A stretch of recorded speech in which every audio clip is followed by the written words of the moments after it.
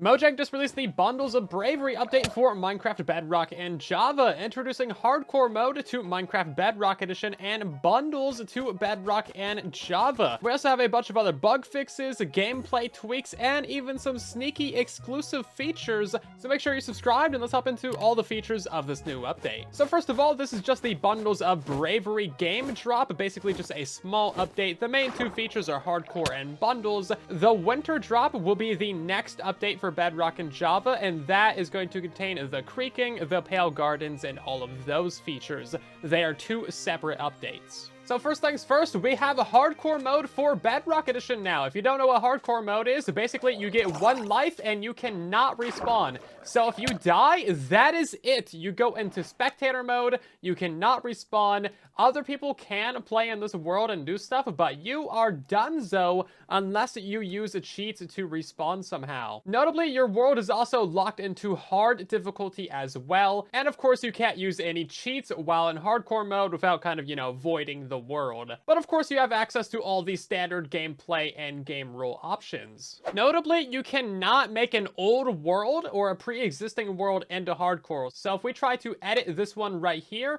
and turn on hardcore, as you can see, the toggle is grayed out and you cannot interact with that. So if you want to play in hardcore mode, you're going to have to create a new world, which only seems fair. They have no way of tracking if you have died or done anything in this older world. So what you'll need to do is click on the create new world button and then look for the hardcore toggle. This actually comes with a really nice animation and sound effect.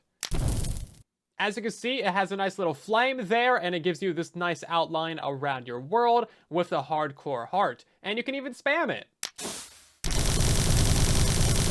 which I would highly recommend. It's pretty satisfying. Now, when you have a hardcore world in your normal worlds list, as you can see, it's going to have that border and the hardcore heart around it. If you select over, it's actually going to be animated as well. And if you die in that world, then it's going to be grayed out. Now, once you die in a world, you can still load back into it and spectator it and, look around, but that's basically it. And keep in mind that spectators cannot go through portals, so you're stuck in the dimension that you're currently respawned in. Now, there is a way to cheat the system and actually get an older Minecraft world into hardcore mode, but it will require the use of world edit. So as you can see, I have a world right here that's just regular survival mode. This could be from any previous update. It could be your main survival world or even a creative world, whatever you want. So if you use a program like Universal Minecraft Tool or MCC Tool Chest PE, then you can open up the world settings here. And basically what you're looking for is two different options. You're looking for the is hardcore toggle.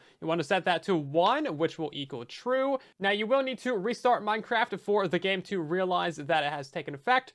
And then if we load up the preview, we should see that our regular hard mode world is now in hardcore. So even though we cheated our way into hardcore, if we go ahead and we die in this world, then we're going to be put into a spectator mode, as you can see here. So if you see some very unrealistic Minecraft hardcore content out there, well, just be aware that it's always been incredibly easy to cheat at hardcore, even on Java, so don't worry about it too much. Now, if you're playing on Minecraft Java Edition, they just added hardcore mode to Realms because they needed to do something to justify the name Bundles of Bravery. And now for bundles, it is a brand new item management and inventory management item. It's been many years since we've had any refinements to the item management in this game, and this is a welcome addition. Oh my god. Okay, well, geez, I'm just trying to record a video here.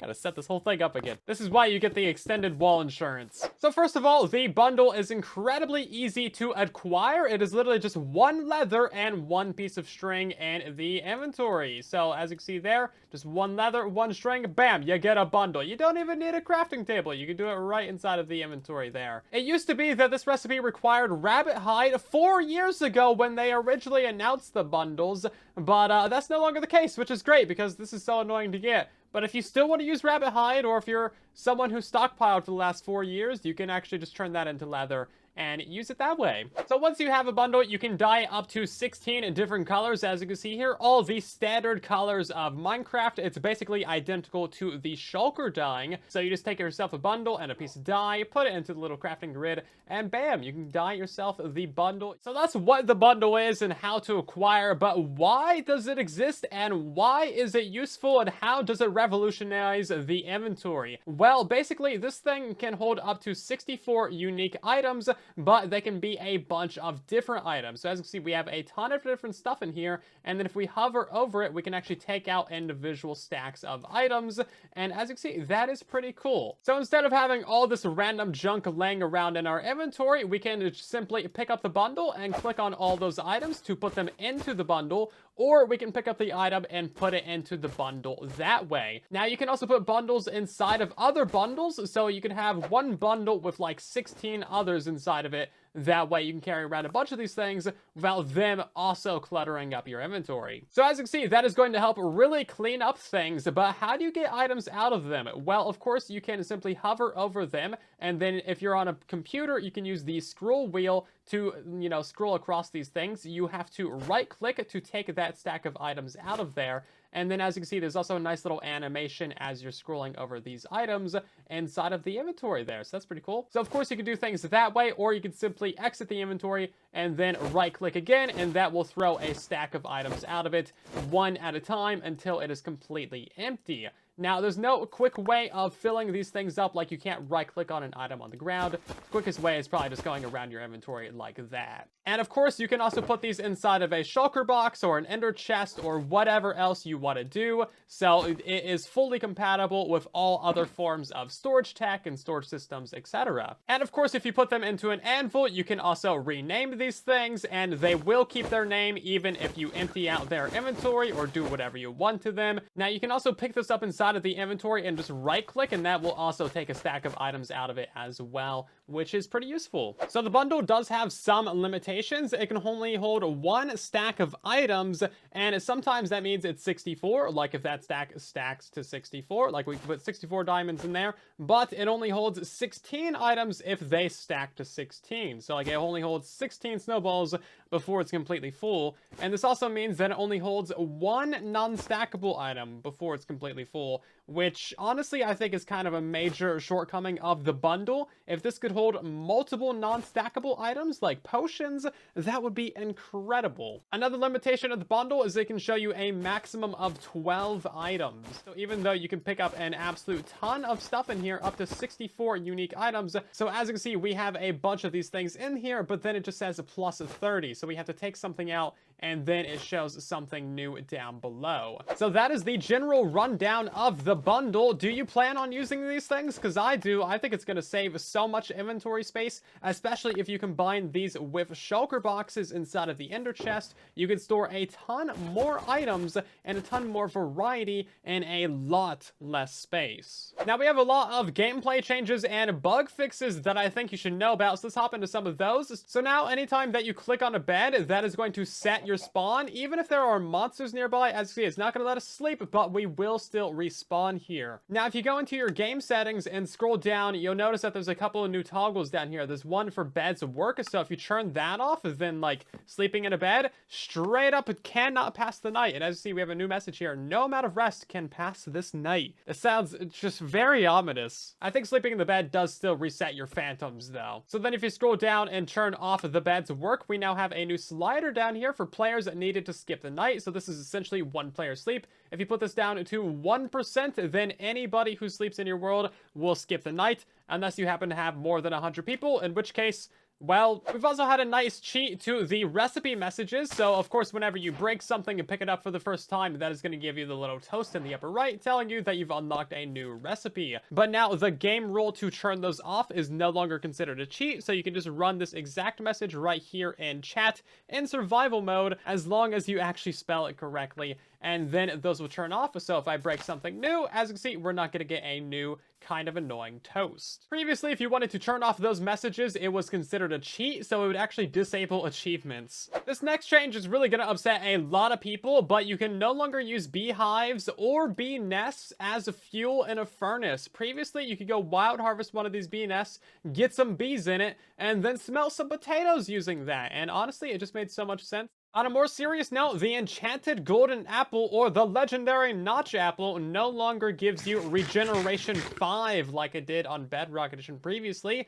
and only gives you regeneration 2 now. So keep this in mind for when you're fighting withers and other bosses in Minecraft. The apples are not going to heal you as quickly. Now on the same note, Bedrock Edition still has the incredibly slow regeneration effect that we've been worried about for a very long time. They did not fix this for hardcore mode. Now you can see if you're in peaceful mode, we have incredibly fast regeneration, but if you're playing in easy, normal, or hard difficulty, it is still the incredibly slow regeneration, which makes things way more difficult than they should have. I really feel like fixing this should have been a higher priority, especially now that hardcore is on Bedrock Edition. They also just fixed the bug where minecarts were getting randomly stuck on rails, and you would have to either break the rail or relog to fix that minecart and get it moving again. So if you have any mob farms or anything that has a stuck minecart, it should be good to go now. But of course you might need to go in there and give it a little nudge to get it on its way and start moving again. We've also had an absolute ton of changes to the creative mode inventory, and a bunch of items have been rearranged and moved around to different locations. So here's the full changelog on screen if you want to read through that. On the same note, we've also had a block removed from the creative inventory, which is this brown mushroom block right here. It is the all-sided pour block right here, and I don't know if you can actually make these in creative either. So you see, when they grow on a mushroom, they have these on some sides. Now, when you place a block next to these, that side that is blocked off is actually supposed to die and turn into this texture, but we apparently don't have that feature on Bedrock Edition, and then they just straight up removed this block from the creative inventory. So I have many questions. Now, if you want to get this block, this is the command for it right here, so it's still pretty easy to get if you have access to creative mode. Now, you might have seen a somewhat scary sounding change in the changelogs about pigmen and nether portals, but basically all this means is that pigmen that are spawned from a nether portal have a 15-second cooldown before they can then walk back through a nether portal. So these guys have to stand outside of a nether portal for 15 seconds, and then they can walk through it. And of course, this has no real impact on any of our portal gold farms, since we don't want them going to the nether anyway. And honestly, it doesn't even seem like the cooldown is working anyways. We've also had a neat little change to bat spawning, so they can now spawn at any height in the Minecraft world, as long as a couple of different conditions are met. They still need to be underground, so there basically just needs to be a solid block above them somehow. And now they can only spawn on these certain blocks right here. So stone, granite, diorite, andesite, tough, and regular deep slate, not the cobbled version. So if you happen to build a mob farm way up in the sky and build out of stone blocks, for example, then you'll actually have bats spawn in your farm. And honestly, this is just a nice quality of life feature. I would even be fine with these guys spawning like on regular stone and stuff during the night without having solid blocks above them, because of course bats don't just live in caves. And of course it also needs to be dark enough for them to spawn as well, but this is a great addition for the spooky season. If you're one of the many people who uses lodestone compasses, if you have a couple that point to the same lodestone, they're now able to stack together. Previously these were all non-stackable items, even if they pointed to the exact same place, but as you see, now they stack up to 64.